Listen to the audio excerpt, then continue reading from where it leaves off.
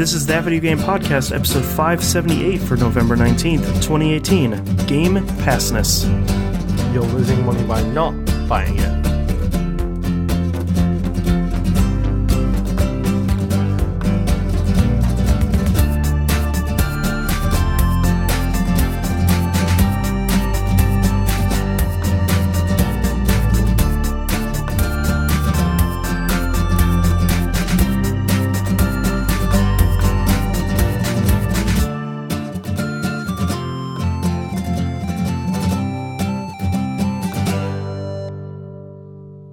Welcome back to another episode of That Video Game Podcast. I'm your host, Boston. Joining me, as always, is Moonpier. Hello there, Governor. Quick piece of news here. We wrapped up our most recent game club. We talked about Massive Chalice, a sort of unfortunate 1-2 punch of Massive Chalice and Sunless Sea, which is what we're currently talking about in We Roguelike It. Both of those episodes that are coming out this week are pretty good in interesting ways. Yes. They are Blues Brothers episodes, shall we say? Yes. So our very next game club game is going to be Iconoclasts, which is out on PC, Switch, and PS4 and Vita. So we're going to talk about that third weekend of next month, probably, although we'll be on break. So I guess we'll have to talk about that offline at some point. It's before the break. Perfect. So we'll be talking about that third Saturday of next month. The first Saturday of next month is the 1st. So it's literally... Gotcha. Just sneaks itself in. Perfect timing. So that's Iconoclasts. We'll meet back up about that in a month. With all that out of the way, Moon, what have you been playing this past week? Yes. What Friday is it? This Friday? Oh, yes. There's a brand new episode of... ODNF. ODNF, Old Dog New Flicks. Yes. This month's movie is Groundhog Day. Aha. Oh, boy, is it Groundhog Day. One of my least favorite movies of all time. I wish you were on the episode. Okay. It would have synced nicely. So, yes, Groundhog Day comes out this Friday, and then we've already announced the movie we announced on that episode the movie for December. And then there's some business to talk about with you, which I forgot about until right now, with regards to January's movie. Well, we'll get there when we get there. Right. So there's time. Plenty of time on that. Yeah, plenty of time. And there's plenty of time for you to sign up as a patron, patreon.com/E1M1, the ones are numbers, to get early access to that very episode that we were just talking about for Groundhog Day. ODNF, Outcasts. Yep. I don't even know. We Dynamic soundtrack. There we go. A whole bunch of other stuff. And your patronage means that we can cover costs for hosting the show, which is a huge help. So patreon.com/E1M1. I think that's it. I think that's it, yes. Okay, let's hit up with remember stuff. Probably about 5 minutes. Like, no, wait. Let's hit you up with what you've been playing this past week. Something I forgot to talk about last week, actually, and I said I was going to talk about it pre-show, then forgot, was Rocket League. Oh, Rocket League is still great. Yep. I am okay at Rocket League. If you are on the Xbox and you want to play Rocket League, hit me or my wife up. I'm sure we'll be fine playing with people. They've done the whole thing now that they introduced in, I think they may have done it beforehand, but stuff like PUBG has, and I think Dota 2 has it, where it's like a seasonal thing that you buy for X amount of dollars and then you gain XP to get Fortnite has their Battle Pass. Yeah. They all have a 2 or 3 month long pass where you're leveling the pass up. Yeah, exactly. Yeah. They have one of them, and to be honest, it seems like it's pretty worth the money considering it's like a $10 pass or something. That's not bad for a while. So my wife has been delving deep into that kind of thing.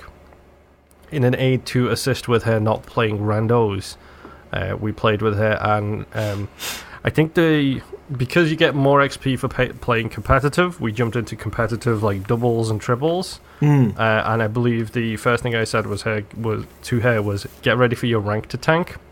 Yep. Because you're now playing with me, and I'm not great. So played a little bit of that, and even with the seasonal pass stuff as well, you can still get stuff for free. You still get XP towards free stuff in the seasonal pass stuff. But then if any time you feel like buying it, it just immediately bumps you up to where you would be. Oh, that's good. Had you bought it from the get-go. So nice. It seems like a pretty good deal for the people who are still playing Rocket League, which is a lot of people. Yes. And that game is still great. So, yeah, Rocket League is fun. Yeah. Let's see, what else? I played a bit more Into the Breach, and in doing so, I may have to go and watch Pacific Rim at some point this week. Yes. We mentioned it last week, but they stole a bit of music. They didn't steal, but let's say they homaged the Pacific Rim music, which might be one of my favorite musical scores to a movie ever. It's so good. It's so good. And I'm further in that game than I have ever been. I switched it down to easy mode. Yes. I have now done 3 islands. Oh. I'm on the 4th, and I'm determined to hit all 4 before I go for the final boss. Right. Despite the fact that apparently it's easier if you do it after 2 islands. Okay, I didn't know that. I think you can unlock the final area, I believe, after you've cleared 2 islands. But your points, which don't matter at all, and the difficulty level of that island scales with how many islands you have done. So if you do 2 and then head towards the last boss, it's easier. But if you do 3, it's a little harder, and if you do all 4, it's harder still. Right. I probably shouldn't have gone for a 4 island clear up the first time. But you want those points. But I'm crazy. Yeah. I mean, that's all it comes down to is I'm a little bit crazy. Yeah. So... Crazy for Into the Breach. Hey-o. Hey-o. I'm still using the standard loadout on that because I'm trying my best to... Because I don't know how much Into the Breach you actually played. Oh, a bunch, but I never got... I never finished it. I kept getting a little bit better and a little bit better, but I never got to the point where I finished it and, unlocked additional squads or anything. Yeah, so I'm in the process of trying to go through and play a bunch of the... unlock a bunch of the squads and, see the different skills, because I've already unlocked 1. And the one I unlocked changed the dynamic of the game so much. Oh, because, with the Rift Walkers, which is the starting squad, it's very simple. It's this guy pushes, this guy does a little damage and pushes, and this guy hits as hard as a truck. Right. So, the second squad I unlocked, all of their abilities are completely different. There's a jet that drops smoke bombs down that do damage when people are in the smoke. Jeez. So... It changes everything, and the way he attacks, by the way, is to do not a pawn, like a checkers move where he jumps over the top of somebody, lands behind them, and just stops the smoke on them as he flies over them. So I kind of want to get into that and unlock a bit more of the different squad options that you have, just to see how much that game changes. Because FTL, one of the groundbreaking things about that game for me was, I'm just going to start with this other ship and see how things go. And it changes so much about how you play. So I'm looking at getting some more squads in that and seeing how things go. Well, Into the Breach is so good. Yeah. So good. Also came out this year. Mm-hmm. Yeah. Hence why I'm trying to play it now. What weird timing. Mm-hmm. What's that you say? 3 weeks to go? Right. TikTok. Massive Chalice we talked about on Game Club. Sunless Sea we talked about on We Rogue Like It. Yep. I played a bit more AC Odyssey. I loaded up. I left the place that has the person who I don't like. Yes. I left the Fonzie behind and moved on and went back to continue my progression. I still love that game. Yeah. As long as I don't think about that person in that place, I'm fine. Right, as long as you don't think about the incident. Yeah, as long as I don't think about the jet ski shark incident, I'm fine. When I think about that, it literally makes my blood boil. It's like, why? Why, guys?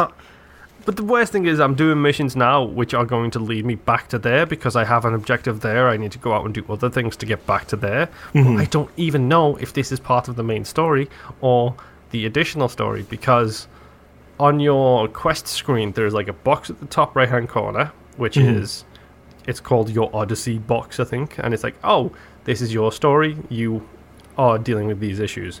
And underneath that there's another box and it's got the deck of 52 kind of thing. And it's this is that situation. And now there's a box under that dealing with the guy who jumped the shark. Oh, wow. So I don't think that that location and that person has anything to do with the main story. Right. It's almost like a River Thames World War I sort of thing.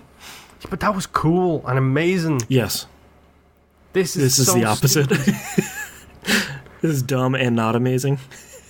It has great implications and amazing things behind it. It's so stupid. Yeah.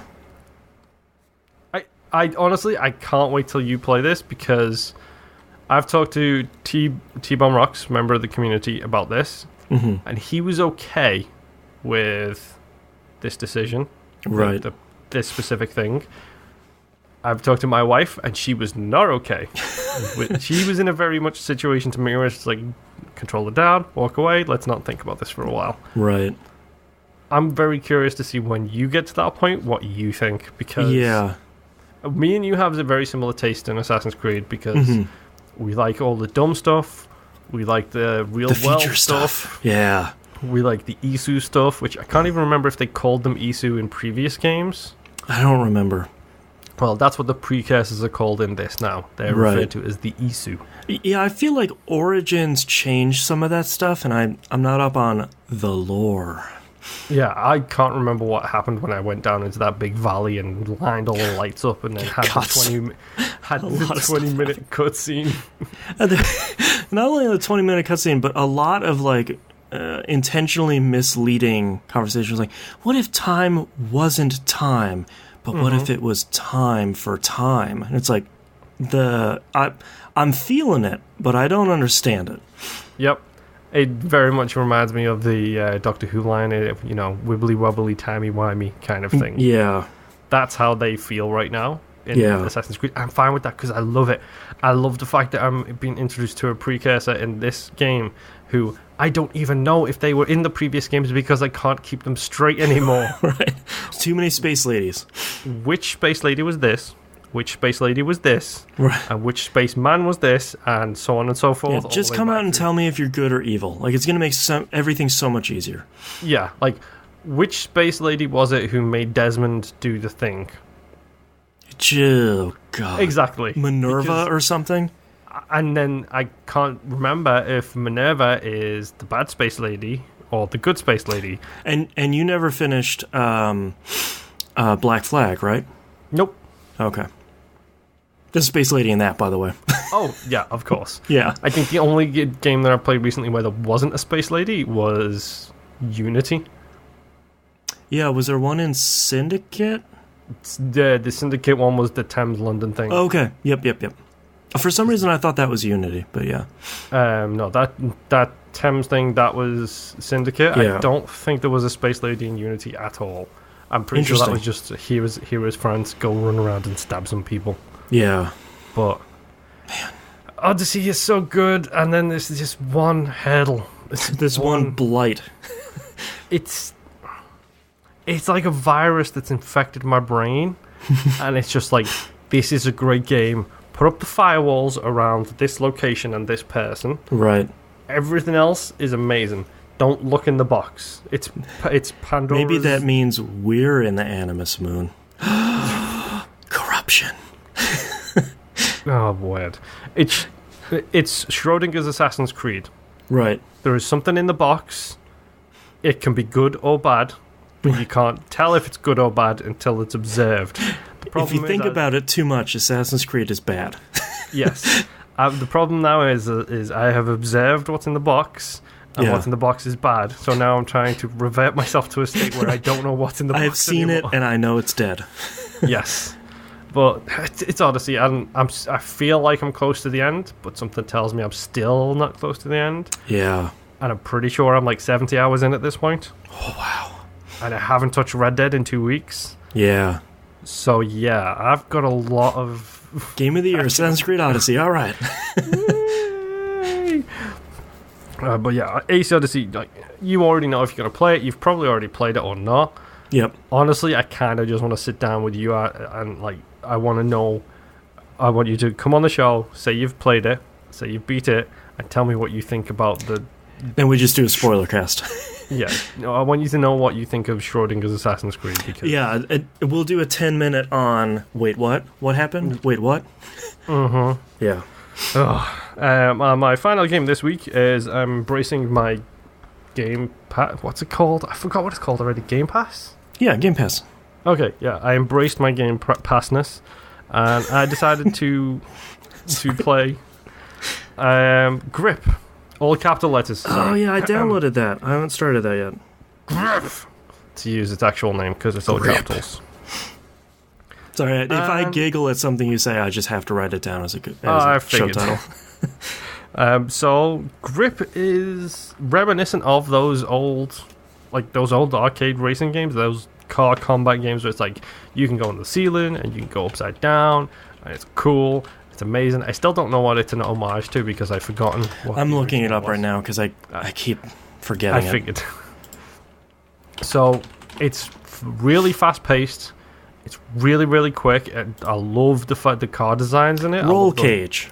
There we go. That was such a good game, man. So there's so much about this game I love. Mm-hmm. It feels so small in scope. I have seen some footage of this, and it seems very small team put out the game. For positives and negatives, it seems like a small team. Well, so far there is, I think, in the campaign, because you have an experience bar and you have unlocks and all that kind of stuff. Because thank you, 2018. No, what was responsible for it first? Borderlands, for sticking XP bars where they don't belong. Yeah. That's probably the biggest example. Yeah, I'd say maybe one of the Call of Duties where it's like you finish a match and you have 5 or 6 XP bars filling. Battlefield did some of that. Yeah, they stuck XP bars in multiplayer, which was unheard of at the time, but I think Borderlands is the one responsible for, wait, you can stick XP bars in something other than an RPG? Right. I'm leveling up my weapons too? But it's got that whole campaign progress. It has 9 tiers of tournaments. Wow.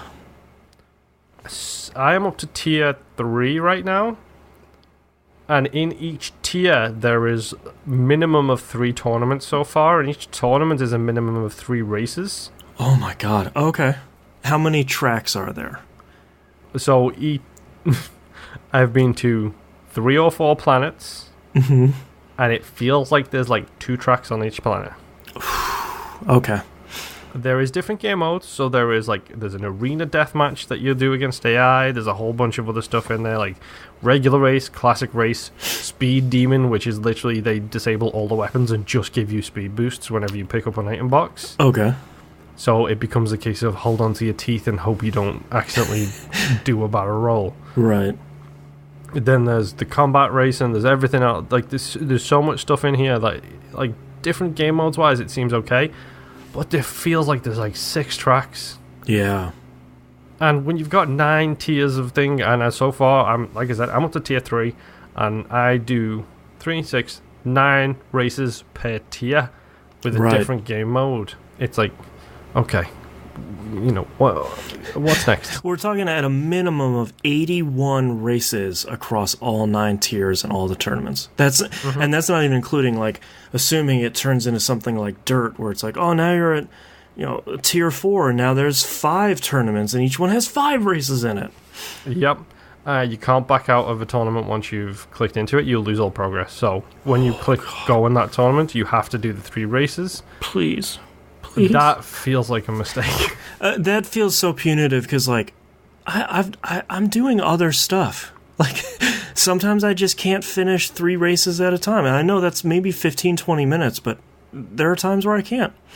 And that's even if you want to just finish the races, let alone have to restart the race because you accidentally hit a wall wrong on the last turn and now you're 8th, but you can't win the tournament without coming first, so you have to restart the race. God.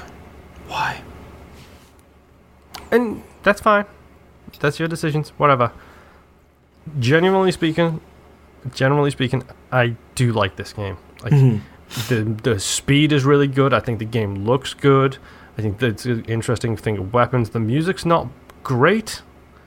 It's no Wipeout, shall we say, but I don't think any game will ever be Future Sounds of London good. Oh, God, the soundtrack is so good. Man, all those soundtracks were just... Anytime anyone says to me, oh, so do you like EDM? I'm like, no. And then 2 months later, I'll be like, wait, I loved Wipeout, though. Right. Wait, I like Rez. Wait a minute. And Rez has got one of the best soundtracks ever, and Wipeout's got one of the best soundtracks ever. Do I like electronic music? Maybe I do. Yeah. Well, I mean, the music's okay. The big flaws for this. When I say floor, I don't mean floor ceiling. I mean floor problem. Yeah. Just for the record, because there is a lot of floor to ceiling stuff. Yeah, that's true. So, the biggest flaws. Very, very limited races so far. It does feel like I'm seeing the same thing. The soundtrack, like sound overall, the soundtrack's okay. It needs to be punched up. They need to get someone in from DICE over there to punch up the sound effects in the game, because when you fire 17 missiles at someone and it just goes... Oh, I want like a... turn the bass up. Like. I have Astros. I'm not using, like tinny stereo headphones. I'm using a pretty solid pair of headphones. The sound just feels a little bit weird. I shot a rocket. Pew, pew. Yeah. It's essentially, that's how it feels. And the biggest problem I have, I'll be honest, it's twitchy as all kinds of crazy when you get real high speed. Yeah.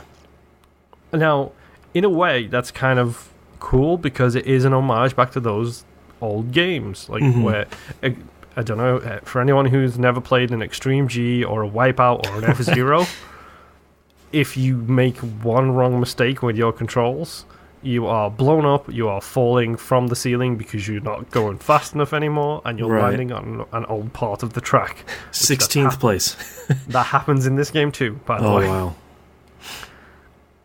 wow. And it's weird because it's like, oh, that's kind of a cool throwback, but at the same time it's like, dude, I'm driving on the ceiling and then someone bumps into me and then I accidentally turn my stick a little too much and then I'm sideways into the wall, dead stopped.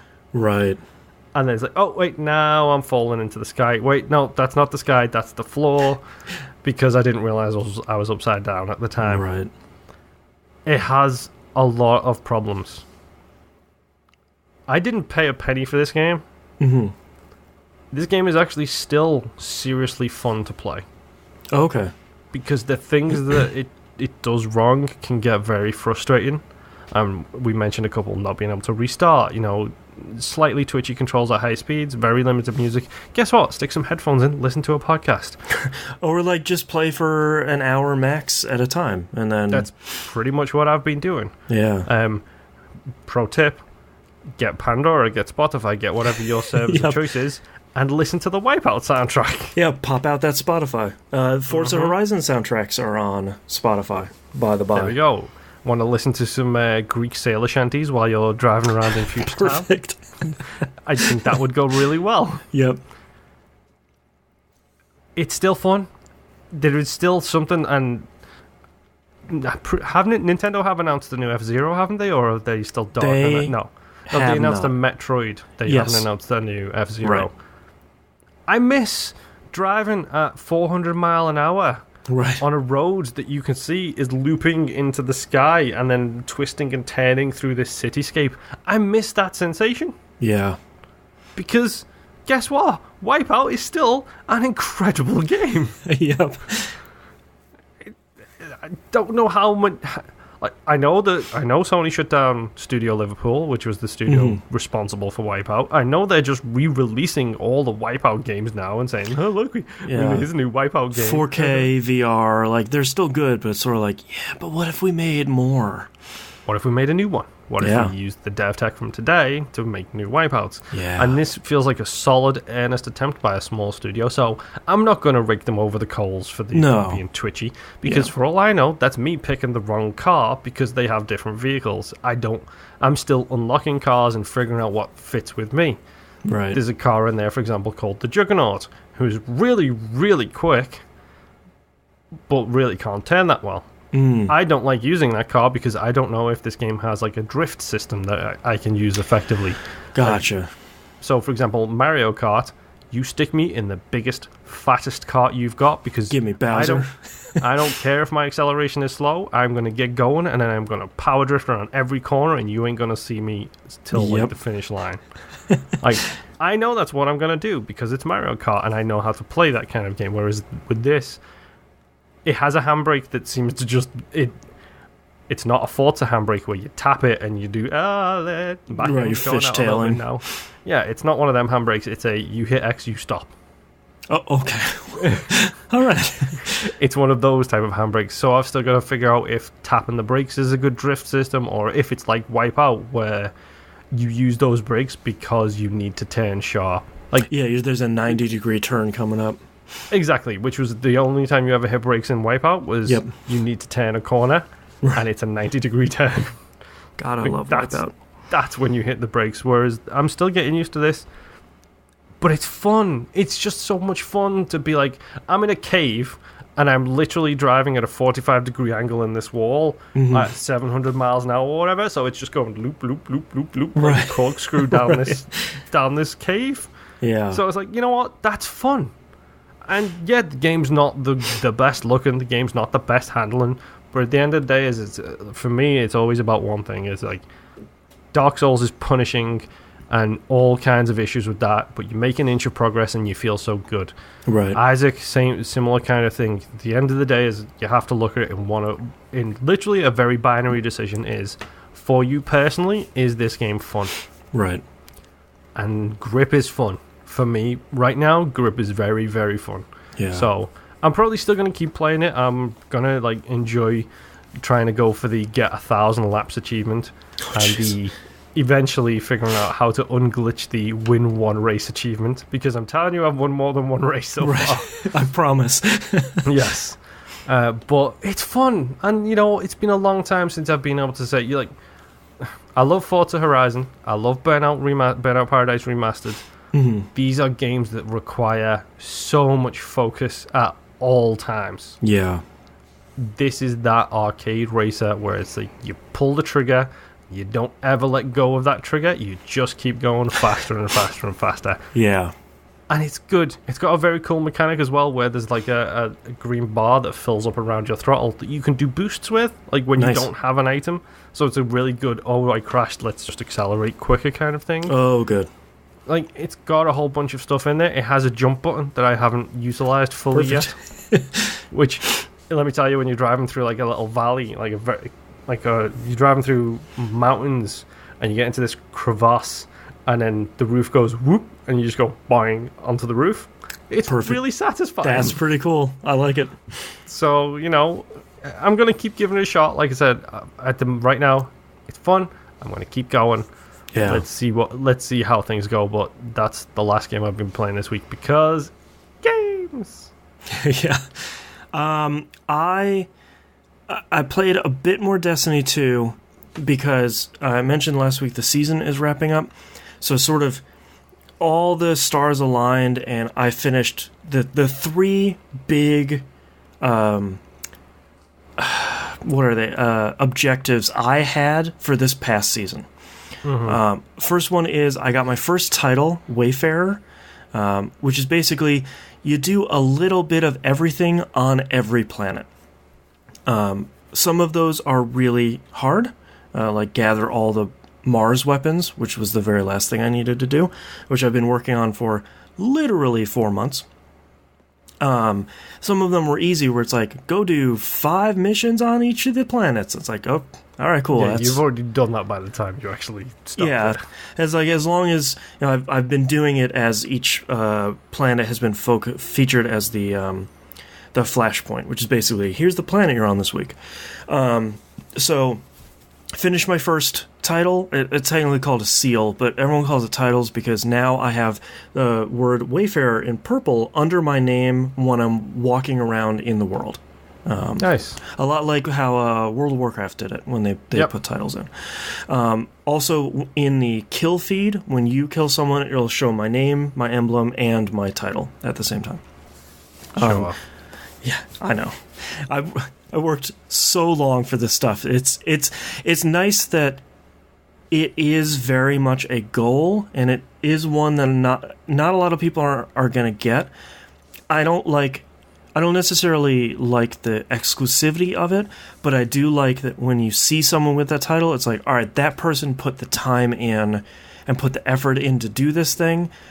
I know they are serious about, this avenue of the game that they're playing. So this fancy new title that's in purple and stuff. Mm-hmm. How much did you pay for it? Ooh, moon. Well, how it's $120, I guess, over the last 2 years. Yep. Yeah. And how many hours? Yeah. No comment, Your Honor. So I got Wayfarer. I also got Redrix's Broadsword, which was the quick play PvP prestige weapon, or pinnacle weapon they're calling, basically the one at the very end of the quest chain. So why I got that is I've been doing it a little slowly over this entire season.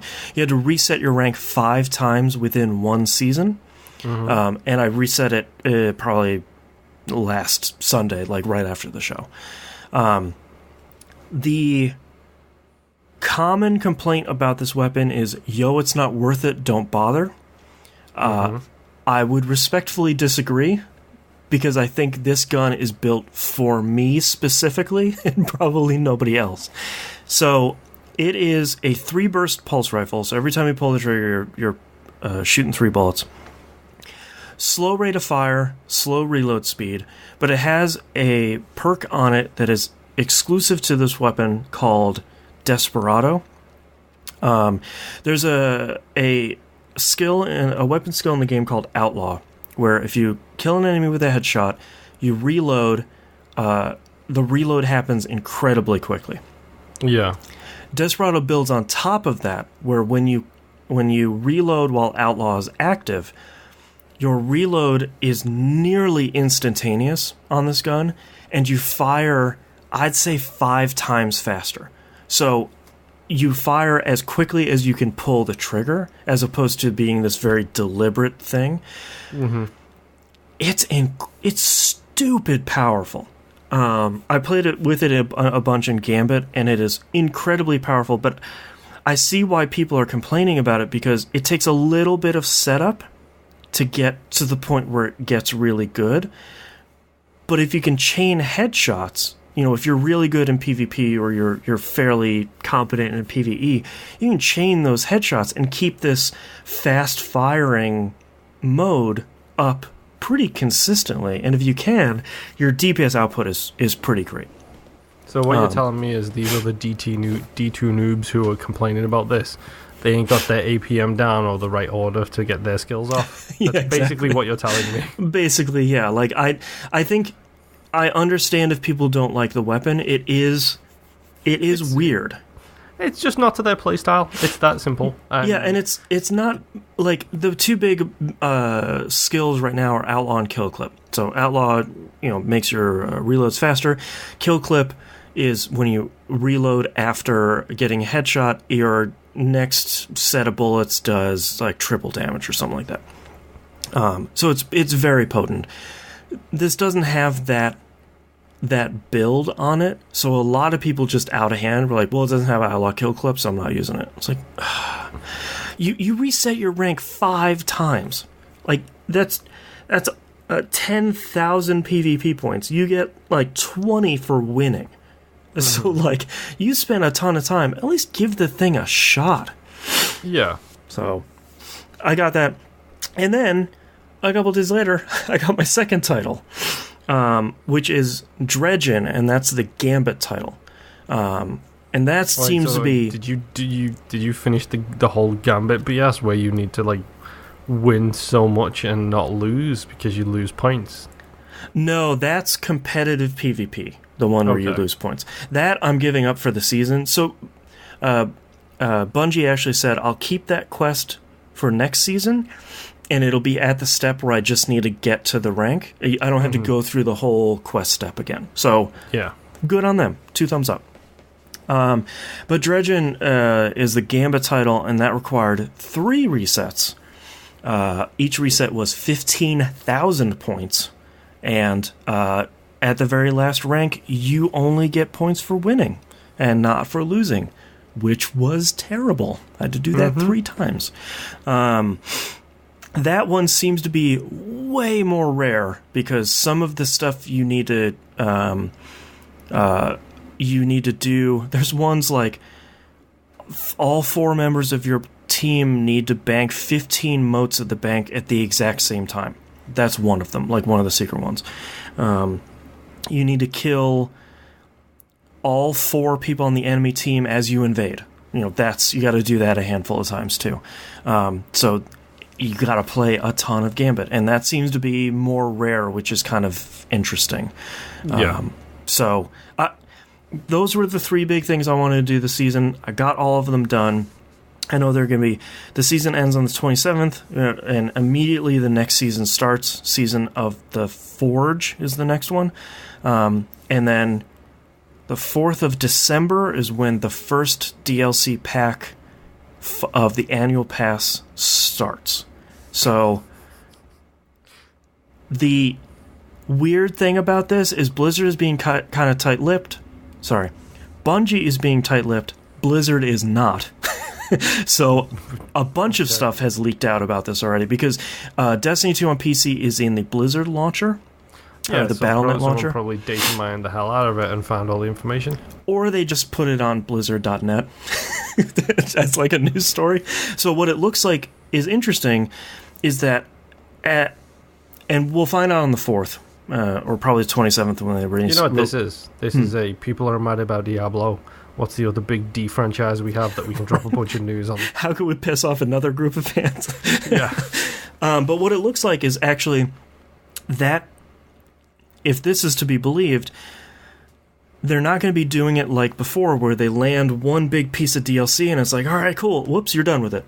They're going to be spreading stuff from this DLC pack. It's called Black Armory over that entire season. So over the next 3 months, slowly stuff will be coming out, maybe every couple weeks, maybe once a month, something like that. So I'm curious to see, like something along the lines of like, here's 3 story missions, then the next week here's another 4 story missions, right? The week after here's a strike or 2, right? And then like maybe the last month or whatever, here's the raid, and you've already got all these missions that you can do to get the gear up. So yeah, stuff like that, or like, this month will be 1 or 2 big quests, and next month will be 1 or 2 big quests, but those each give exotic weapons or something like that. Because the DLC seems very weapon focused because it's about the Black Armory and the Forge.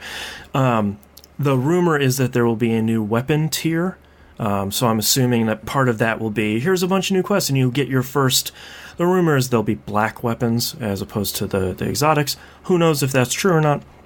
But if they don't do a Borderlands and make them cyan colored, I'm going to be very disappointed. Yeah, we're still waiting for one of the weapons that yells at you as well, because that would be really great. But I'm interested to see because their previous DLC model has not worked throughout Destiny 1 and Destiny 2. Taken King worked, and Forsaken worked. The 2 big tentpole DLC releases for the 2 games.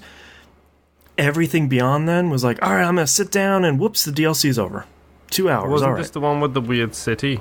Like, was it just too quick, the changes kind of thing? I don't know the name of the DLC, so just whatever the one that's got the Sleepy Dreamer City. No, that's Forsaken. That's this one. Okay. Yeah.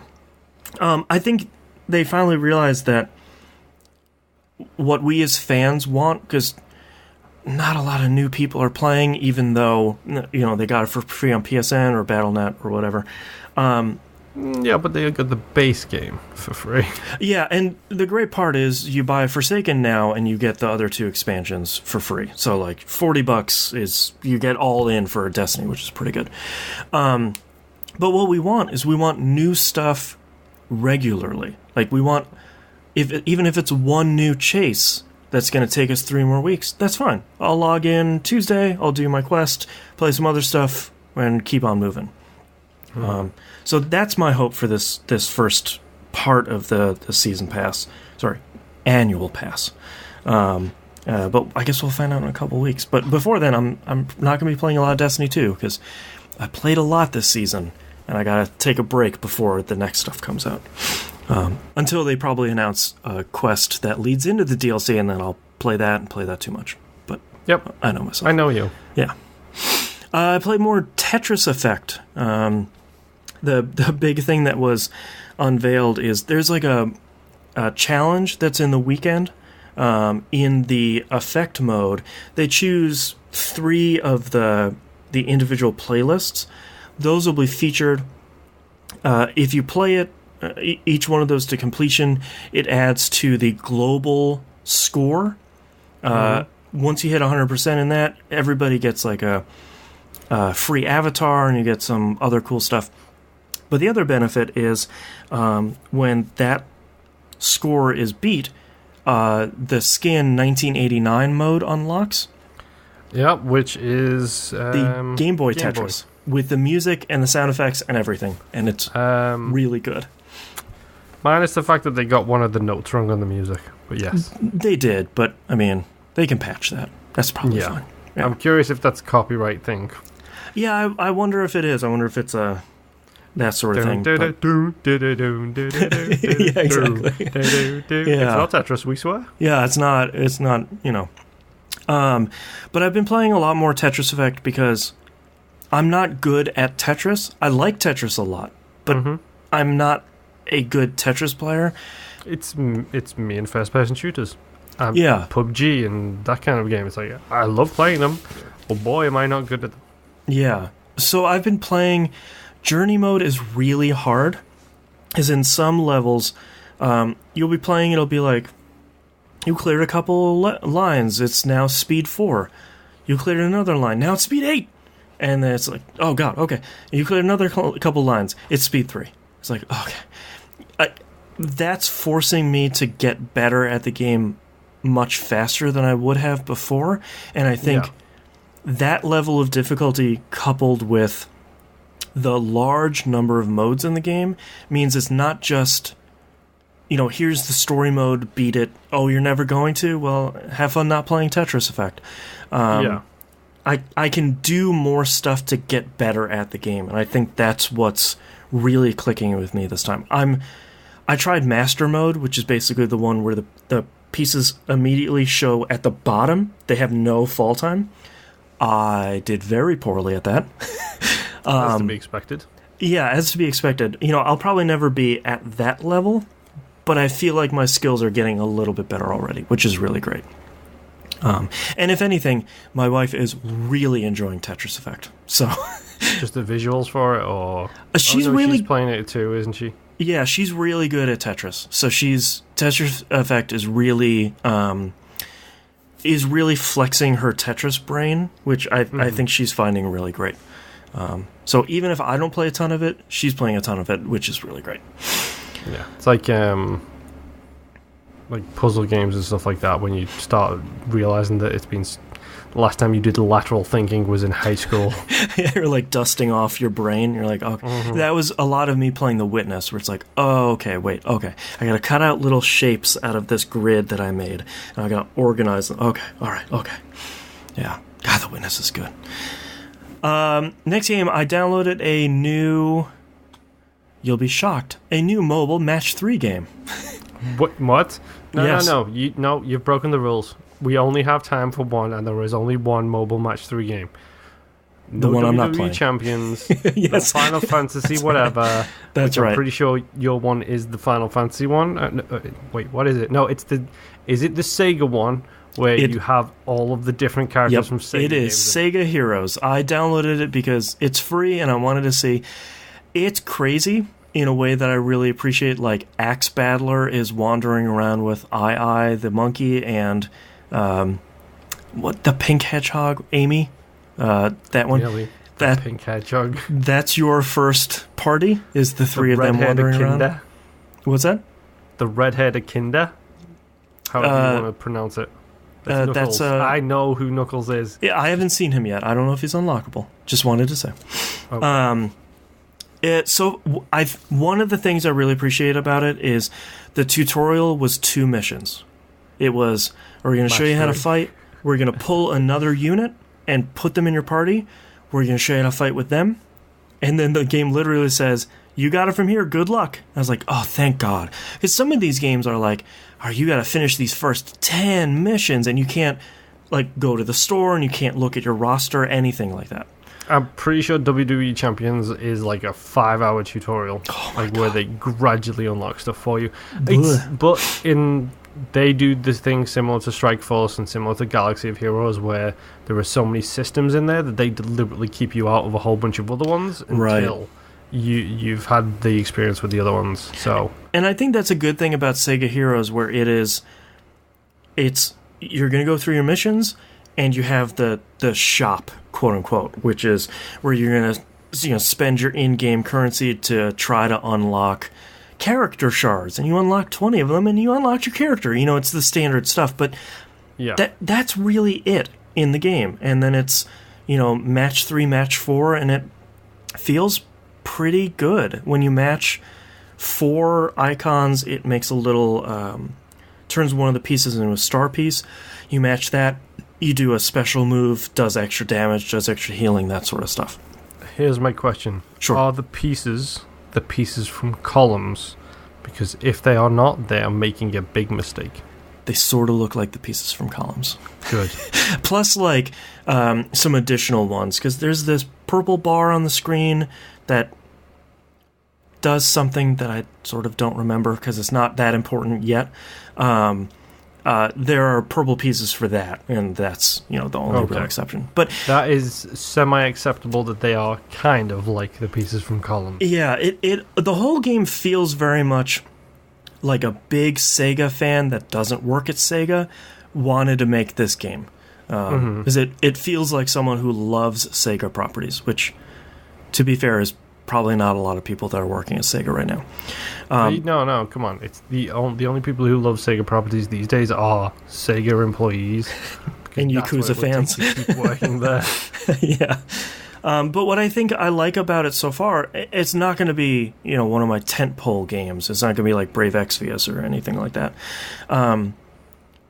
It's not complicated. It's not like WWE. It's not like Marvel Strike Force, where it's like you're panning back and forth on the main menu and there's even more icons. It's nothing like that. You're going to go through. Speaking of Marvel Strike Force, the biggest criticism I had against it when we first started playing, the lack of saved squads, they put them in. Hey, all right. I should try that again. I still have it installed. But there's a bunch of be free. Don't do it. Yeah.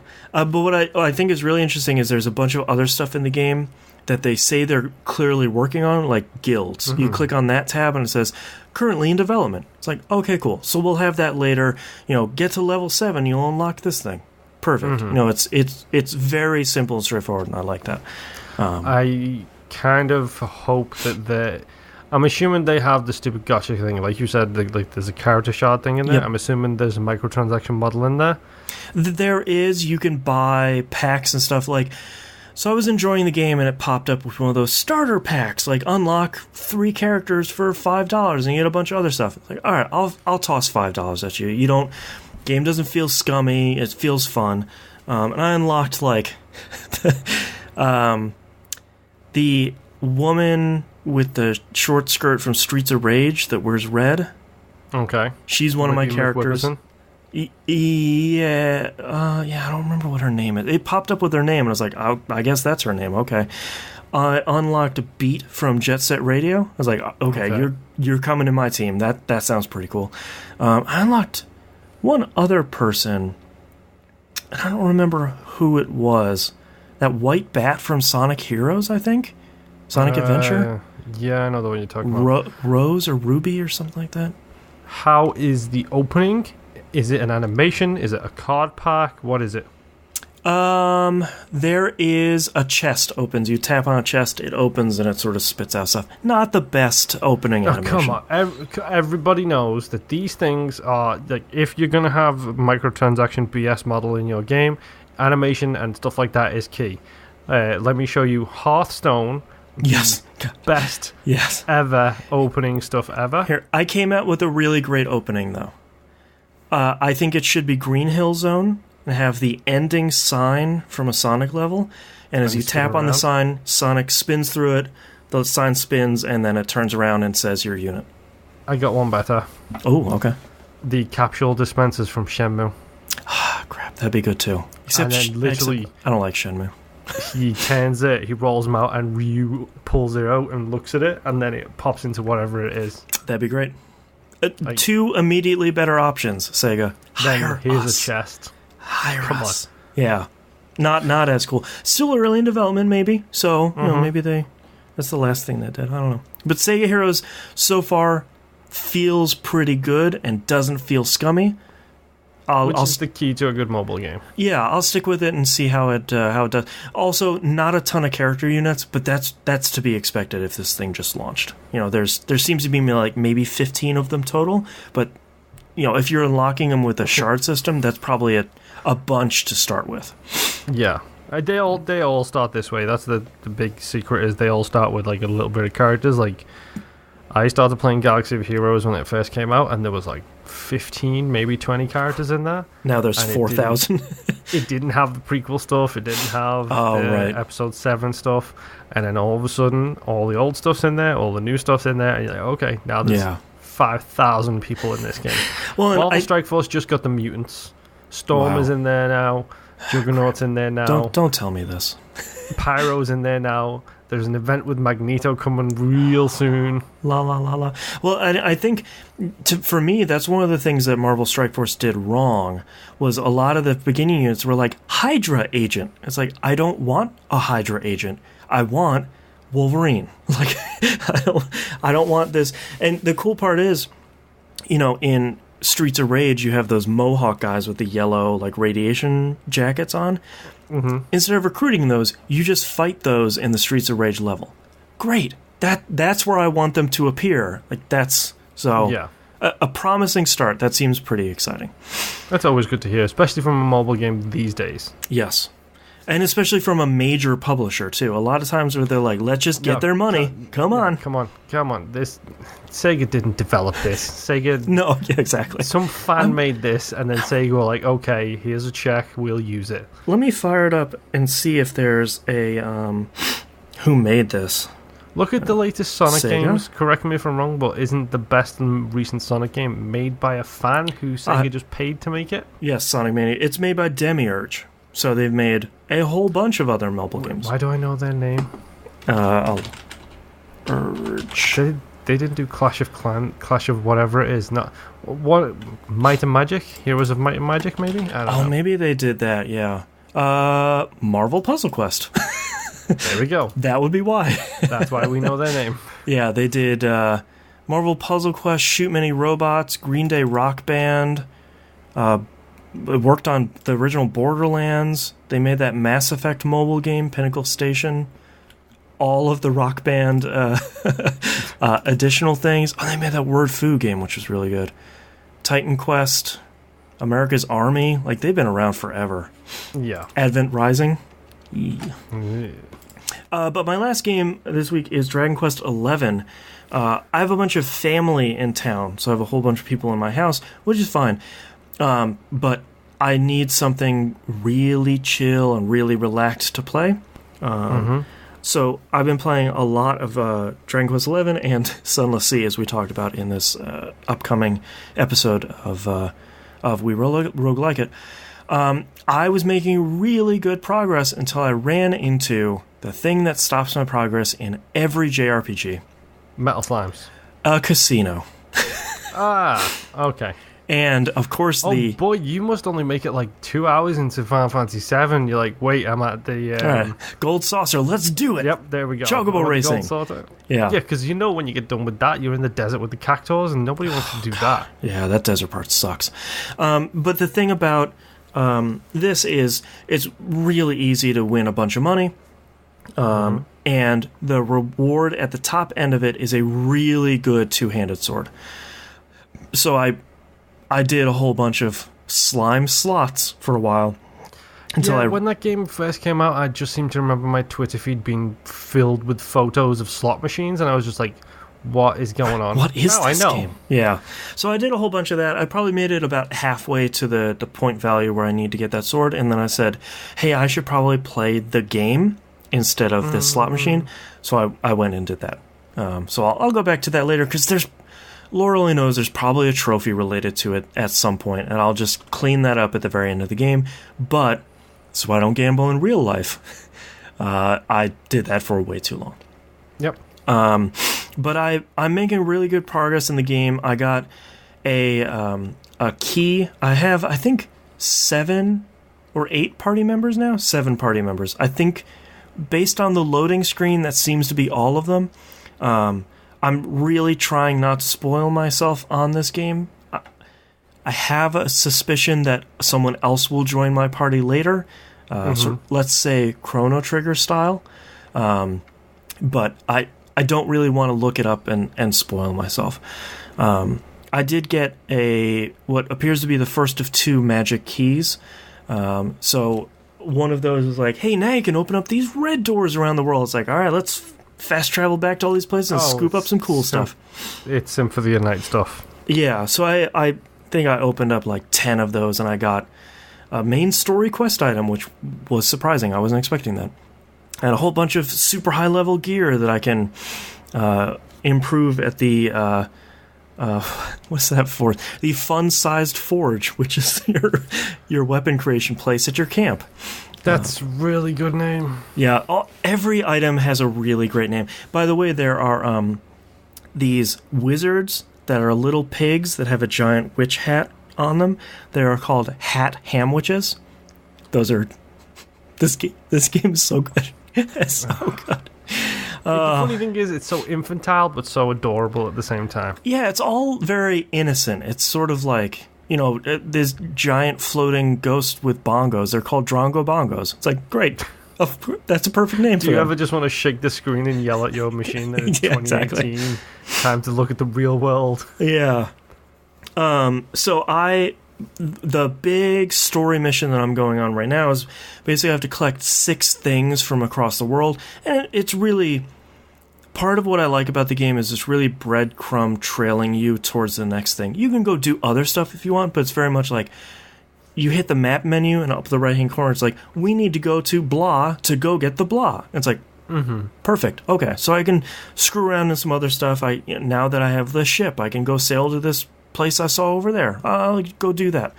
Very Ocarina of Time, where it's like, here's a bunch of areas, this is the one you should go to. Right. And like you can go to all the other ones and you can go do some stuff, but you're always reminded like this is where the next story part is. I already have 5 of those 6 things. I got those very quickly. So I'm assuming that I'm going to get 6 and go to the place to do the thing, and then something terrible is going to happen, and I'm probably going to lose all of them. Again, I haven't spoiled myself, but... Dragon Ball Z Make-A-Wish with Shenron kind of BS? It's very similar. It's very similar. Well, it's the same artist as well. So. Yeah, so it's Toriyama, so... but yeah, I'm really, really, really, really enjoying this game. I think...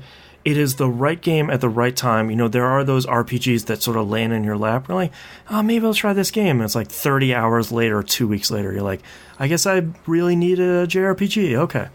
Yeah. My question for you is this going to be...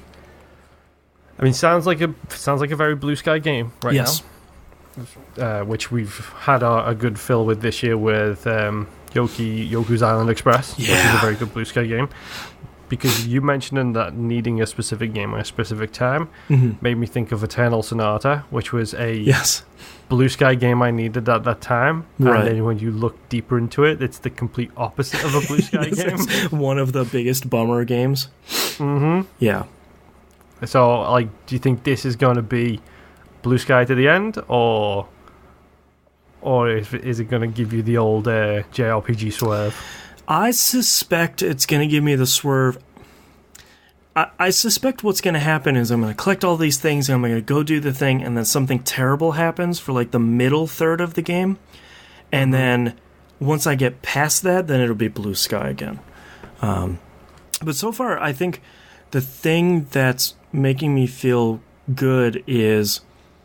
If you've never played a JRPG before, and especially if you've never played a Dragon Quest, this is the one to start on. Before I would have said 5, because 5 is an incredible game. It's one of the best JRPGs of all time, for reasons I can't talk about because it's a giant spoiler.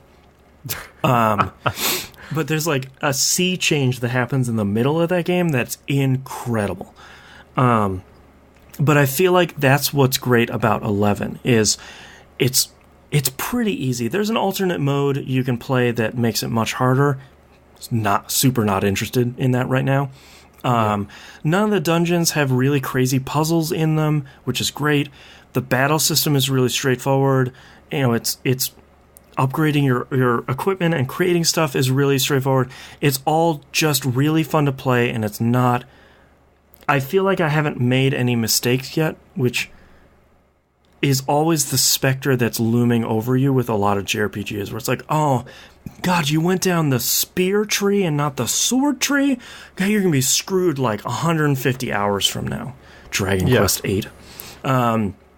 So I feel like there's not really any of that, and there's no missable trophies. So... Oh, that's good. Everybody wins. But there's not a lot I can talk about without spoiling stuff at this point, so, you know, I'm... Wait. I'm sorry, I just realized... Did I Platinum Spider-Man this week? You did it literally an hour after we recorded the show. Okay. Because I saw it on your Twitter account. Good call. Yeah, I forgot all about that. Continue, and then I will... Oh, I'm actually done. Around. Okay, then, in that case, so you mentioned trophies literally reminded me of Spider-Man. Yep. I Platinum Spider-Man. Speaking of games I played this week, get your pen out, write Spider-Man down next to my name. Thank you very much. Spider-Man. I know we don't usually do things this way, sorry. No, it's okay. I always have my pen during the first segment. That's really weird. I have the exact same pen. These are the best pens, the Uniball Vision. Yeah, it's somewhere around here. I don't know. I'm not going to Uniball. And reach for it. So, yeah, I Platinum Spider-Man. Yeah. That's how close I was to the end of the game. I saw... Last week. I sat down after I wrapped up everything here post-production, and I sat down on my very comfy chair, and I pulled up Twitter, and I saw you had finished a game in Platinum. You put the screenshot up, and I was like, incredible. It was literally an hour. I couldn't even put the screenshot up. Yeah.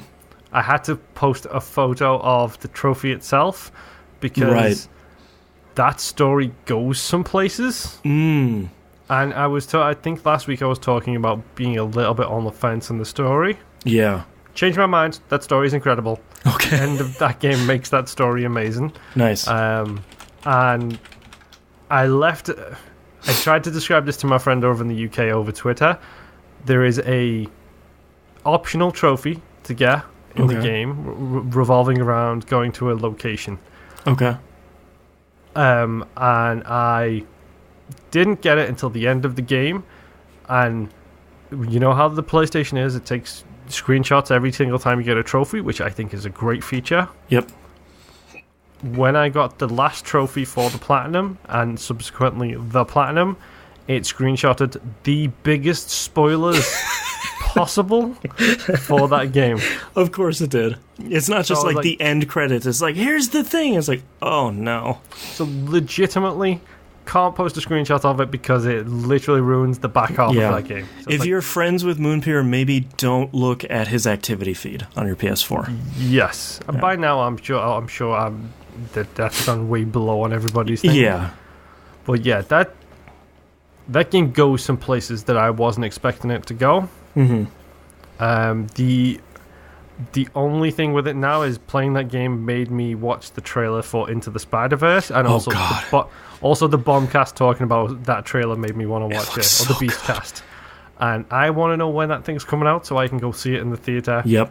Because raggedy ass Peter Parker, 24, who's down and out, is pretty amazing. That's one of those movies where I look at it and I was like, all right, that makes me happy I have a 4K HDR TV. Mm-hmm.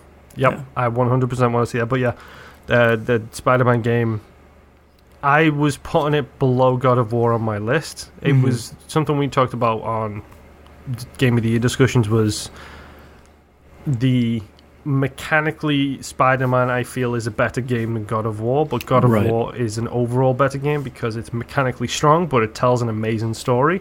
Mm-hmm. Spider-Man kind of made up that gap, and now I don't know which is better anymore.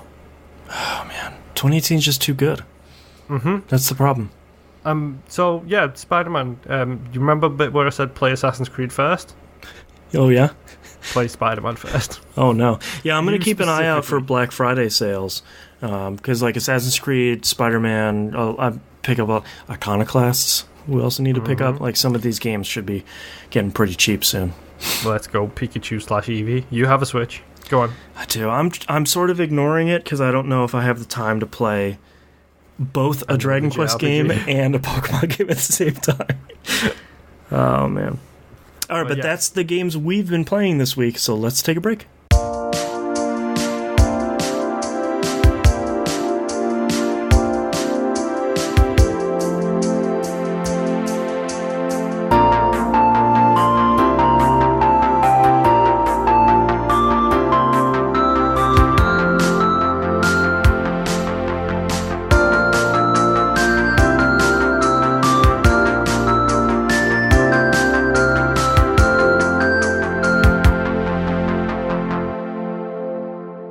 Let's talk releases for the week of November 19th, 2018. Warframe comes out on the Switch. Heaven help us all. Yep. I'm not going to do it. I can't do it. I can't do that and Destiny at the same time. They're two time sinks. You can join us on the Xbox. No. Two community members might be getting into it really soon. Resist. I can't. And I'm already there. I can't do it. And I know Musum has an account there too. He does, yeah. I think Musum's on a bit of a hiatus right now anyway. It's very hot and cold for him playing it.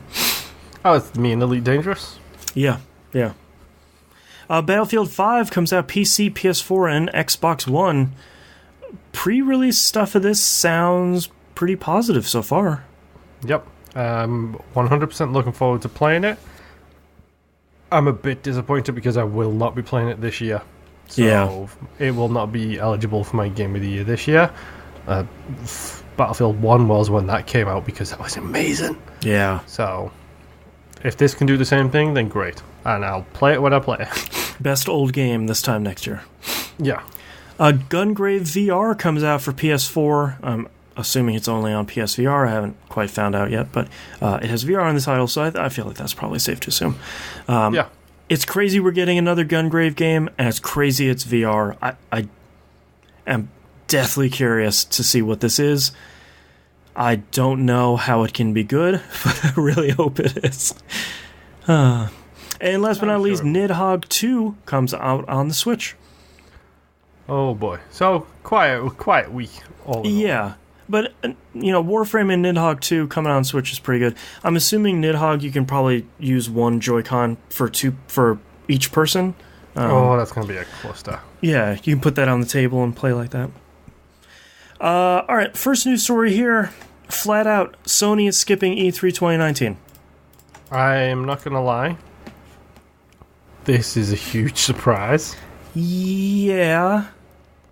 2018 wasn't Sony's best showing. It was not, but I think Daniel Dwyer quite rightly pointed out, if they're skipping the show entirely, are they giving up their booth, their space? Because there is a long waiting list to get on those booth spaces. So it sounds like they're not going to the show in any fashion, and they're not doing PlayStation Experience, which is like the thing they did next door that normal average shows could go and play. So it sounds like they're not coming at all in any fashion. So if that's the case, they're not coming to E3. Yeah. Have they given much reason why? As the industry evolves, Sony Interactive Entertainment continues to look for inventive opportunities to blah blah blah. PlayStation fans mean the world to us, blah blah blah. We're exploring new and familiar ways to engage our community in 2018 and can't wait to share our plans with you, end quote. Hashtag we don't got nothing. But yeah, like I sort of respect that. Like if you don't have anything, don't show up. Yeah. Don't get me wrong. If you don't got nothing, say it. That's great. Yep. Don't turn around and say, yeah, we're only looking at 6 games this E3. Yeah, because what are they going to show? They're going to show Ghost of Tsushima again. They're going to show the dumb zombie game again, Last of Us 2. Dead whatever it's called. For the third year, they're going to show that zombie biker game for the 15th year. It's all going to be the same stuff, and unless they have God of War 2 coming out day and date of E3, there's no reason for them to show up. This is the thing. But I'm fine. It's fine. If they want to make this decision, that's completely and utterly up to them. Yeah. My question is this Sony backing out on the ESRB? Or whatever it's called, the conglomeration of publishers and stuff. The ESA? I think it is. I think that might be what it is called. If this is them backing out on that, because Nintendo pretty much have already done it. Yep. Because Nintendo don't need people to lobby for laws for them. Nintendo don't care. They don't break any laws, basically. Right. They're not progressive enough to break any laws. That's true. Loot boxes, we'll hear about them in 2062. Right, on the Switch 2. Switch U. Yep. So, if Sony backs out, that's going to be a huge deal for every other publisher who has been debating coming out or not. Or if this is not them backing out of the ESA, but just backing out of E3 because # they don't got nothing. Who's taking up that floor space? And Danny O'Dwyer, I think, put it quite rightly in his tweet. He was like, well, gee, if Sony had given up the booth space, which they're not going to be able to come back again. If they're backing out this year, they are done. They might get a press conference, but they are going to lose that booth space. More than likely. Go speak to anybody who's ever had a booth at Comic-Con. Why do you think when Microsoft didn't have anything or Nintendo didn't have a thing, they still have a booth out there? And it's literally just look at this fun Super Mario level that we've based this booth around. The currently available hit titles. It's all THQ Nordic have got the biggest space they could possibly have to come in and fill in a slot, and then just accidentally hit delete on the keyboard 6 times. Right. So, wait, THQ. Delete, ta-da! Delete. That's it. Yeah. Yeah, I don't know. I feel like Ubisoft and Bethesda probably take that space. The whole booth space, you think they take it all? Yeah, I think they split it between the rest. I think you sort of reshuffle the whole thing, and those two publishers get a little bit bigger, and Sony sort of disappears. Because I think... Sorry, Joe Jennings in chat, you're going to have to read that one. They're releasing the Vita 2 in 2019 to ensure its failure, no press conferences. You nailed it for Sony. But I think the thing is that I'm sort of surprised that they have such a lack of stuff to show after E3 2018 being so quiet. It seems like, you have one down year and then you announce a bunch of stuff the next year, and that's the way the cycle sort of goes, is this up and down roller coaster. But for them to have a year that is more quiet than 2018's is worrisome. It's to me, it's not so much that. It's they have been they've been showing the games that they showed this year at E3 for at least 2 years now, roughly. Maybe Ghost of Tsushima, maybe last year or whatever. But Microsoft have done issues with their press conferences in the past, showing things too early, showing things not soon enough, showing things that ended up not even coming out at all. Right. And at least obviously I'm a Microsoft fanboy, so you can't trust my opinion on this, but at least they're always trying to show something. Yeah. Like, they showed the Dragon headphone game way before it was even an actual game, because they wanted to be able to say, this is stuff we're working on. It's a bit like Bethesda saying, here's 2 games coming out in 2022 and 2030, whatever, respectively. Right. Here's a couple of logo treatments, but get excited because this is what's in the future. Right. This tells me Sony doesn't have a plan for the future. Well, and part of that's really disappointing to me is I feel like Sony from 4 or 5 years ago instead would have shown sandwiched at the end, their big games, so Ghost of Tsushima, and then maybe a trailer for something new, like a new Ratchet and Clank or something. But in the middle, they would have spent an hour on indie games instead like, man, the best place. Yeah, like the best place to play indie games is the PS4. Here's our exclusives, or like time exclusive. Best place to play the third-party games. Here are all the ones that have stuff that can only be found on. Like, here's the next Assassin's Creed exclusive stuff only on PS4. That's what the Sony of yesteryear would have done. But for them to say like, nah, man, we're good. Like if someone says, hey, you want to come out to the bar with us tonight? And they're like, nah, man, I'm tired. So Sony's just saying like, nah, man, I'm tired. I'm tired of working on the PS5. I'm just gonna take a nap. Yeah, I mean, even when Microsoft had slim pickings for their first-party stuff, they always showcased third-party stuff at their show. It might have been the wrong things to show, whatever, but they were always showcasing something and giving games a stage to shine on. One of their biggest games of this last year was Cyberpunk 2077. That's not even their game. That was the showstopper for them at the end of the thing, and partially I think that's because The Witch has done so well on Xbox One. Mm-hmm. But at the same time, I wouldn't know anything about the weird Fox Zelda game with the cute design if it wasn't for that thing being shown at 2 consecutive E3s. That's true. By Microsoft. Yep. Like, have Sony honestly burnt the bridges to the third parties and the indies this much, where the indies are all about the Switch now? And the third parties, like, why aren't they reaching out to other people? Why aren't they reaching out to Ubisoft? What is Death Stranding going to be? Who knows at this point? But I feel like when you talk about indies, I don't necessarily think that Sony has burnt the bridge. I just think that the attach rate for indies on the huge customer base of the Switch means if you're an indie developer and publisher, you have to be on the Switch. Oh, I don't disagree with that at all. I do feel like it has shifted from Steam to PlayStation 4. Yep. To the Switch, and rightly so. It has done that transition quite nicely. Like, back to Death Stranding really quick. Kojima is an E3 show-off. Yep, you show a 10-minute trailer that makes no sense. This is what Kojima does best. He creates mass confusion and mass hype around his games based on trailers. Folks, go back and look at Metal Gear Solid 2, the trailer for that, and how much literal BS is in that when you have Snake in the oil big platform show. and Snake doing all of that stuff. That's the biggest swerve in video game history is how much BS is in that. This is Kojima.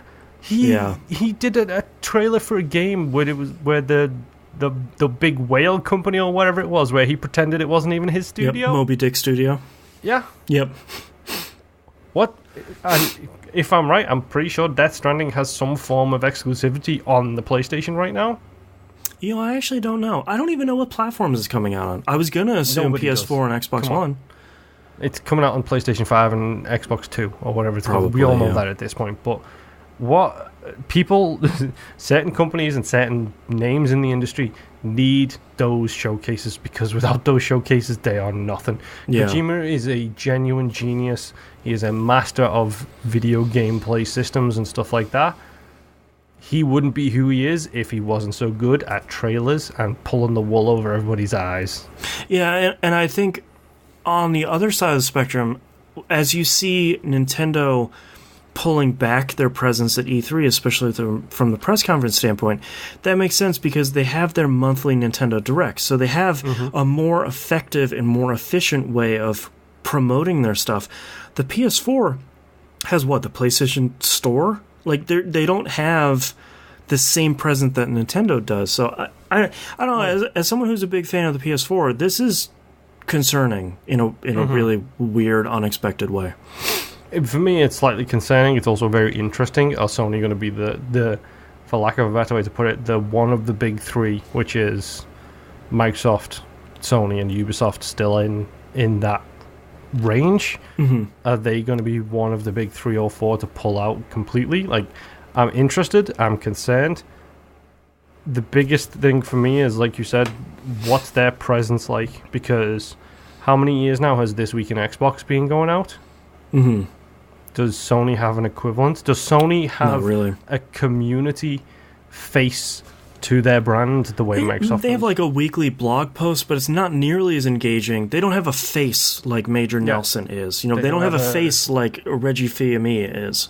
Mm-hmm. They don't have a Larry Herb / Major Nelson. You know, they don't have any. They don't have a person. Mm-hmm. And that's concerning. At least, like, if Microsoft did this and said, "Look, we're going to back away from E3, we're going to back away from the ESA, but we're cancelling This Week on Xbox, and instead every month you'll have a 2-hour long or an hour and a half long show where Larry goes and visits all the studios, Right. Or we do a live stream of upcoming games or something like that." Yeah.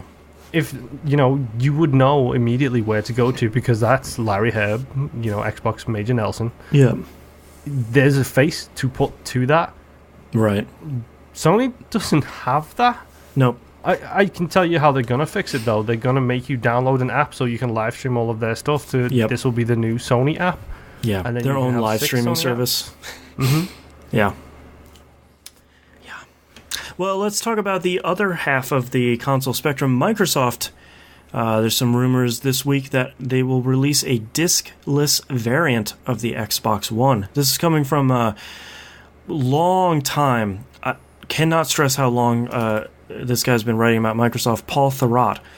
He's been writing for around 20 years about Microsoft overall as a company.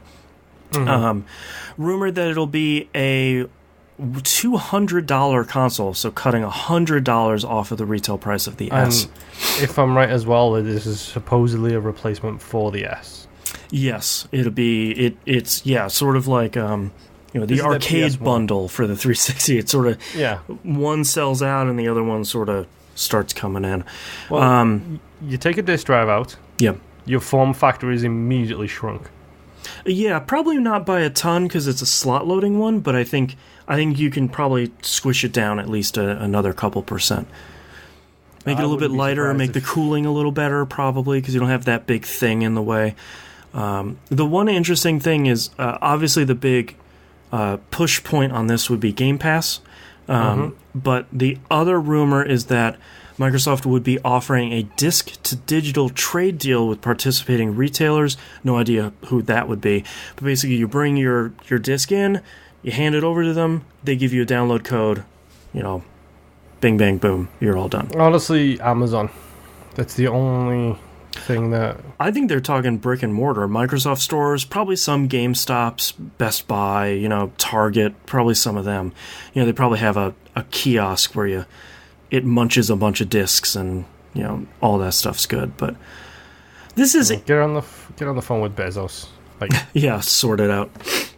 I feel like this is a rumor that feels like has weight behind it because this is an inevitability. I think you still have potentially the X being your premier console. It has all the bells and whistles. It's the fastest one. It has the disc drive. It has all this stuff in it.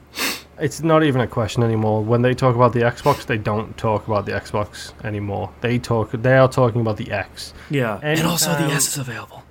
Yeah, anytime you hear them talking about the Xbox, they're always referencing the X. Yeah. Look how great Red Dead Redemption is to play on the Xbox. Right. Buy the Red Dead Xbox X bundle, which is a thing that Sony doesn't do. They're going to have a $200 bundle for Spider-Man coming out Black Friday, but it has a PS4 Slim. You don't want it on there. You want it on the Pro.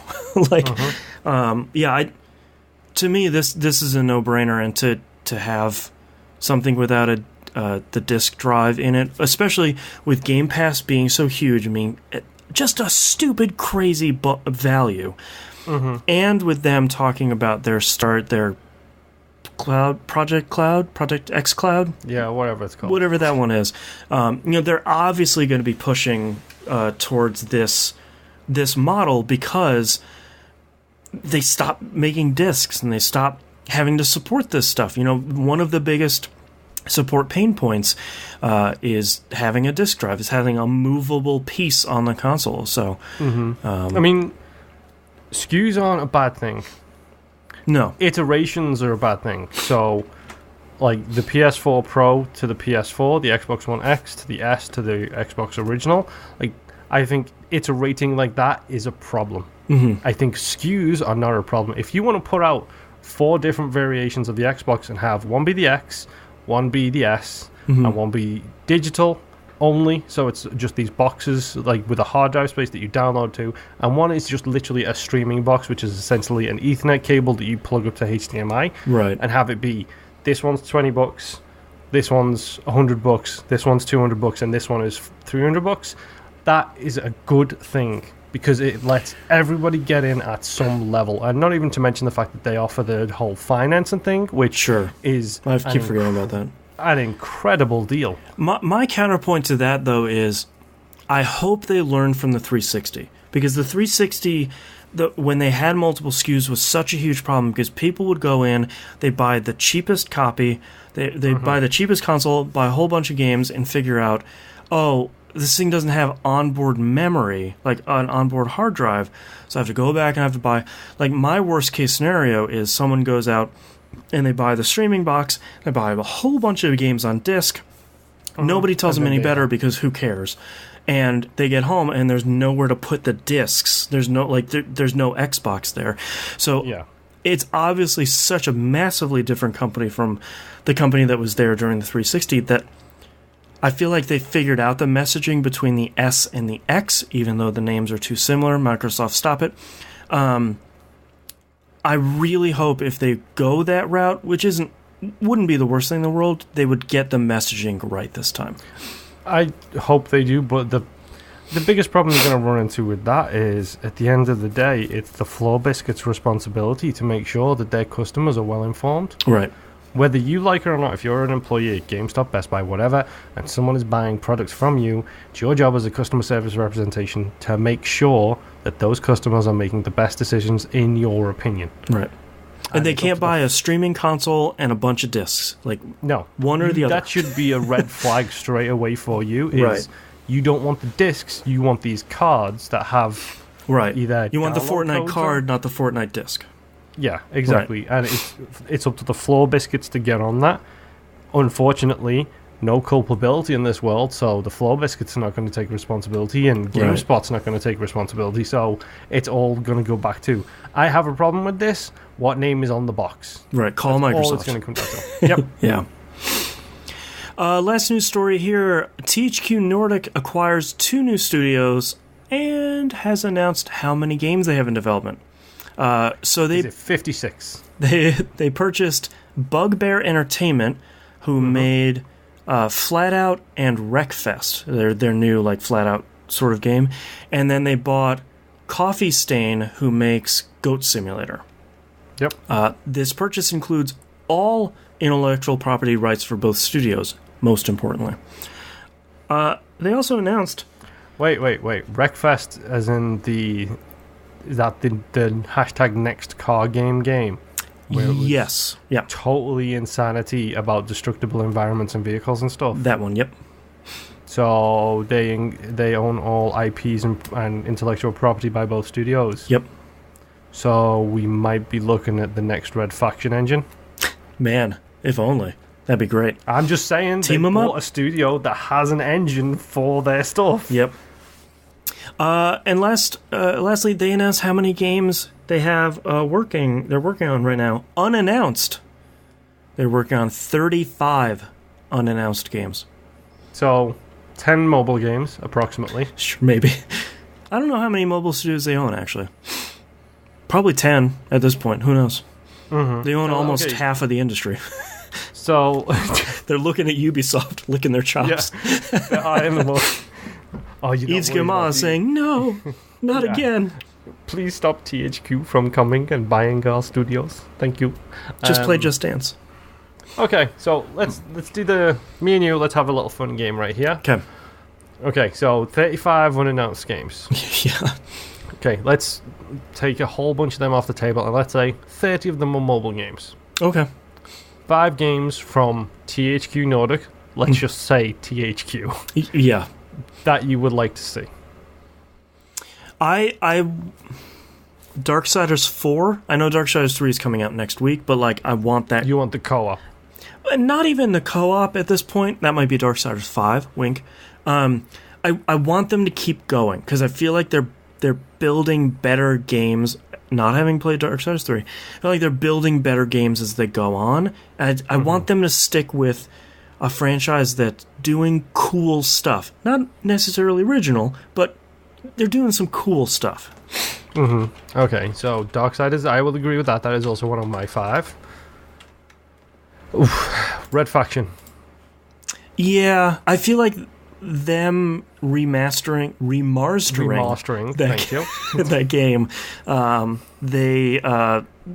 that probably lends a lot of credence to that. And I'll be honest, the reason why the Wreckfest team makes sense to me.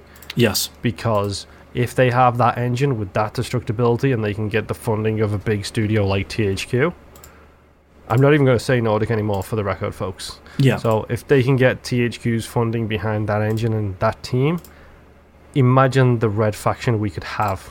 Right. Crackdown 3, you place yourself to one side. Thank you very much. Red Faction 4 is here. Right. It would be 3. I think that... God, what game was I just thinking of? I was trying to look up what studios they own at this point. It's just another sequel. Oh, Time Splitters. That's a really good shout. I didn't think of that. I feel like that's one of those ones that enough people are old enough and it's been long enough that that another Time Splitters could come out and be different enough that it could work. Maybe without sticking. Yeah, that game was irreverent at the time it came out. Like, that was like super insider jokes for super nerds who like to play super first-person shoot-em-ups. Like, yep. That game was insane at the time it came out. Like, I think that would probably land a lot better today because Time Splitters is one of my favorite first-person shooters of all time. Yeah. Like, that game is insanely good.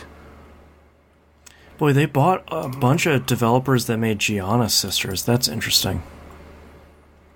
Honestly, well, we already know they're working on a new Metro game. So, what was that one you just said? Time Splitters? Okay. Gianna Sisters. So yeah, for me, it's Red Faction, the first game you said, which I've already forgotten. I'm so tired.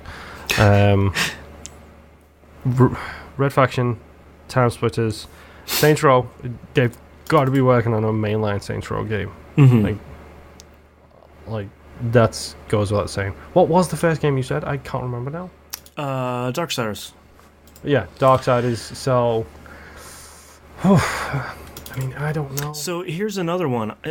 This is interesting. All right, remember Deep Silver, the Dead Island company? Yes. They were purchased by Koch Media a couple years ago. They went on to make... If I'm right, weren't they purchased or something? And I don't know. So Koch Media earlier this year was purchased by THQ. So maybe Koch Media and Deep Silver can come out with something because they're still working on the second Dead Island game that hasn't come out and has barely surfaced at all. Yeah, and kind of half of them developers moved over to the Dying Light studio because that's the guys who made the original. The only other game I could think of is Homefront because now THQ owns Homefront. You put enough time and enough money behind a Homefront game, you could make something really good. Yeah, but they've also got Kingdoms of Amalur now as well. Oh, that's right. Yeah, but I feel like that might be like a 10-year game. Like I feel like you don't want to just make one of those. I feel like you want to write the story and an engine and all that stuff to make 3 of them over the next 10 years and sort of chain them back to back. I feel like that might be for the next gen of consoles. Yeah, I tell you what I'd like to see. Mm-hmm. My last game that I will name dropping my please make this one of the 35. Alone in the Dark. Yeah. Apparently they bought the Alone in the Dark from Atari in September this year. Wow. Okay. So I missed that one. Alone in the Dark, an Act of War from Atari SA. I bet a new Alone in the Dark could do pretty well. In a world of VR. Yeah. There you go. Alone in the Dark is asking to get remade. When Resident Evil 7 can make a first-person game and make it genuinely incredible, both in regular and VR. That's a good point. Alone in the Dark is kind of screaming for it too. Yeah. Now they just need to buy Konami and get Silent Hill and Castlevania and everything else. Yeah, buy Konami and actually make video games. Yeah. Yeah. Someday. Remember when everyone was talking about how like the Starbucks Galaxy and the Disney Nebula? Mm-hmm. I think we'll be looking at Planet THQ soon enough. The THQ Moon. Yeah, this has been one of those sneaky little things that people don't realize just how big these people are. We bought the moon. Yeah. We bought Saturn. Man. All right, that's all of our news stories. And Moon and I are both really tired. We're going to skip questions this week because I want to go lay down, basically. Thank you very much, everyone, for listening. If you'd like to visit us, you can do so at tvgp.tv. Everywhere to find and follow us is on the right-hand side of the page. Don't forget, patreon.com/E1M1. The ones are numbers. That's the place to find all of our cool behind-the-scenes stuff, exclusive shows, early access shows. There's an upcoming Old Dog New Flicks that we talked about at the beginning. Patreon.com/E1M1. The new Game Club game is Iconoclasts. PC, PS4, Switch. Unfortunately, not an Xbox One release that we could find. Probably will happen, the day after we record the the recap episode, as it usually goes. And I think that's it. So thank you very much, everyone, for listening. We'll see you all next week. Bye.